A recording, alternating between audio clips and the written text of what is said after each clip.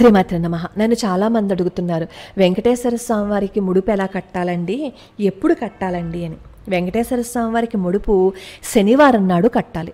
ఆ ముడుపు కట్టుకునేటప్పుడు కూడా ఏం చేయాలి అంటే దుర్ముహూర్తం లేకుండా ముడుపు కట్టుకోవాలన్నమాట. శనివారం నాడు ఎలాగో ఆడవాళ్ళు తలస్నానం చేస్తారు కాబట్టి చేసేసిన తర్వాత ఈ ముడుపు కట్టుకునే ప్రక్రియని ప్రారంభించాలి. కలియుగ ప్రత్యక్ష దైవం కదా వెంకటేశ్వర స్వామి వారు. వెంకటేశ్వర స్వామి వారిని రోజు ఎవరైతే ఆరాధన చేస్తారో వాళ్ళకి నవగ్రహ దోషాలు ఉండవన్నమాట. అసలు ఎటువంటి దోషము వాళ్ళని బాధించదు అని చెప్తారు. అయితే చిన్నప్పుడు మా అయ్యమ్మ ఏం చేసేవారు అంటే ప్రతి శనివారం పిండి దీపారాధన చేసేవారనమాట. చిన్నప్పుడు బాగా ఆర్థికంగా ఇబ్బందులు ఉండేవి. అందుకని మా అయ్యమ్మ ప్రతి శనివారం బ్రాహ్మీ ముహూర్తంలో పిండి దీపారాధన చేసేవారు. పిండి దీపారాధన అంటే బియ్య పిండిలో ఈ కలాకండ వేస్తారు కదా, ఆ కలాకండని పొడి చేసేసి అందులో కలిపేసి ఆవునేతిని వేసి దీపారాధన చేయడం అనమాట. అలా ప్రతి శనివారం చేసేది. చాలా సంవత్సరాలు చేసింది మా అయ్యమ్మ అలాగా. దాంతో పాటుగా ఏం చేసేది అంటే ఏదైనా సమస్య వస్తే వెంకటేశ్వర స్వామి వారికి ముడుపు కట్టేది. మనకి ఏదైనా కష్టం వచ్చినప్పుడు వెంకటేశ్వర స్వామి వారికి ముడుపు కట్టుకుంటామని చెప్తాం కదా, ఆ ముడుపు కట్టేటప్పుడు కొన్ని జాగ్రత్తలు కొన్ని నియమాలు పాటించాము అని అనుకోండి, ముడుపు కట్టినందువల్ల ఫలితం చాలా తొందరగా కనిపిస్తుంది. ముడుపు కట్టిన పిండి దీపారాధన చేసిన మనం దుర్ముహూర్తంలో చేయకూడదనమాట. అప్పుడు అంటారు దుర్ముహూర్తాలు అవన్నీ ఏంటంటే దేవుడికి దీపారాధన ఎప్పుడైనా చేసుకోవచ్చు కదా అని. నిత్య దీపారాధన ఎప్పుడైనా చేసుకోవచ్చు, కానీ ఈ పిండి దీపారాధన చేసేటప్పుడు కానీ ముడుపు కట్టేటప్పుడు కానీ దుర్ముహూర్తం లేకుండా చూసుకోవాలి. మరి అయితే దుర్ముహూర్తం చూసుకోవడం మాకు రాదండి అంటారేమో, అందుకే బ్రాహ్మీ ముహూర్తం అని చెప్పానమాట. బ్రాహ్మీ ముహూర్తంలో చేస్తే ఎటువంటి దోషమో ఉండదు కాబట్టి బ్రాహ్మీ ముహూర్తంలో చేసేయండి. మరి ముడుపు ఎలా కట్టాలి? ముడుపు ఎలా కట్టాలి అంటే ఆ శనివారం రోజు స్నానం చేసేస్తాం కదా, తలస్నానం చేసేస్తాం కదా, తలస్నానం చేసిన తర్వాత నీళ్లు కారుకుంటూ అలాగే జుట్టుకి పిడప కట్టుకుని ఎప్పుడూ పూజకి కూర్చోకూడదు. శుభ్రంగా తుడిచేసేసుకుని అప్పుడు జుట్టుని ముడి పెట్టుకోవాలి, నీళ్లు కిందకి కారకుండా. అలా దేవుడి గదిలోకి వచ్చి ఒక తెల్ల రంగు బట్టను తీసుకోవాలి. తెల్ల రంగు బట్ట మన దగ్గర లేదు అని అనుకోండి, బజార్లో తెల్లటి రంగు చేతి రుమాళ్ళు దొరుకుతాయి. ఆ చేతి రుమాళ్ళని తెచ్చుకుని దాన్ని ఏం చేయాలి అంటే పసుపు నీళ్లలో ముంచి ఆరబెట్టాలి. చాలా తొందరగానే ఆరిపోతుంది పసుపు నీళ్ళల్లో ముంచిన ఆ చేతి రుమాలు. ఆరిపోయిన తర్వాత ఏం చేయాలి, 4 వైపులా ఉంటాయి కదా, 4 వైపులా కుంకుమతో బొట్టు పెట్టుకోవాలి.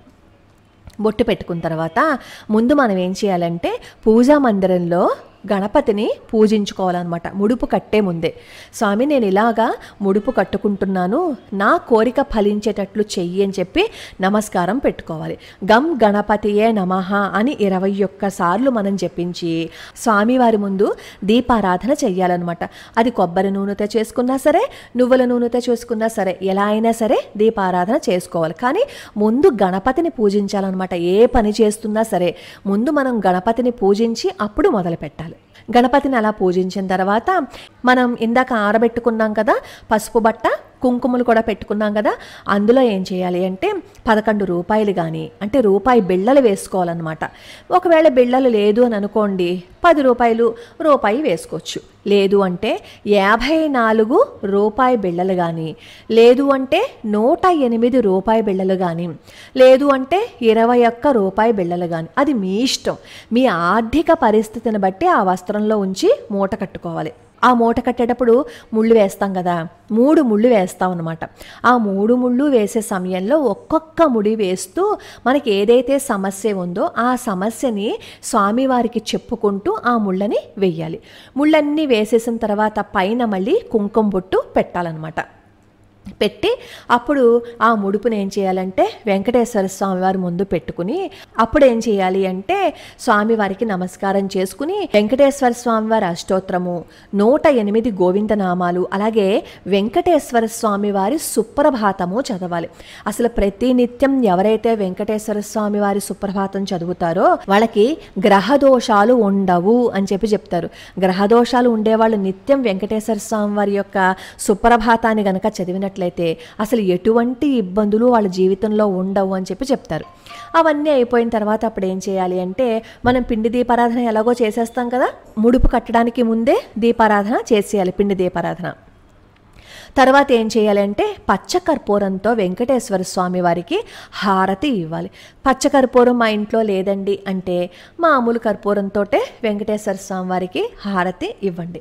అలా ముడుపు కట్టిన తర్వాత కోరిక నెరవేరిపోతుంది కదా. కోరిక నెరవేరిన తర్వాత ఆ ముడుపు తీసుకుని వెంకటేశ్వర స్వామి వారి హుండీలో వేసేయాలి.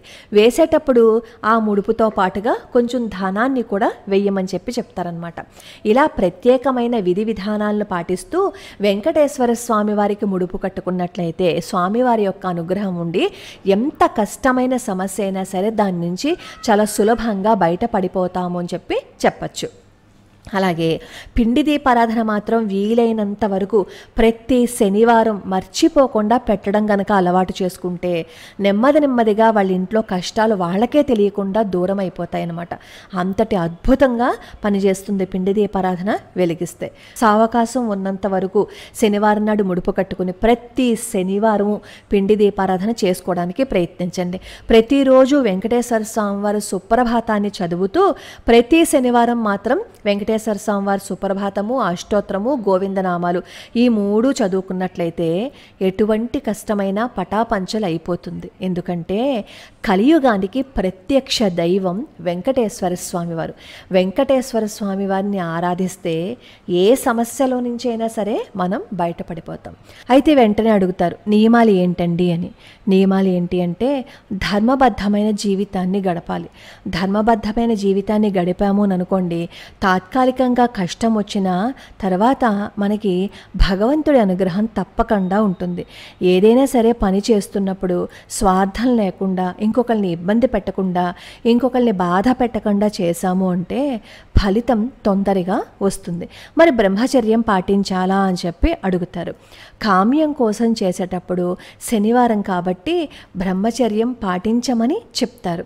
ఒకవేళ ఇంట్లో పరిస్థితుల వల్ల నియమాలు పాటించలేకపోతే ఇబ్బంది పడిపోతూ అయ్యో నేను ఈ పూజలు చేయటం వల్లే కదా ఇలాంటివన్నీ ఎదుర్కోవాల్సి వస్తోంది అని పూజ మానేయటం కంటే కూడా ఇంట్లో గొడవలు పెట్టుకోకుండా భక్తిగా, శ్రద్ధగా, నమ్మకంతో ఏ పని చేసినా సరే భగవంతుడి అనుగ్రహం ఉంటుంది.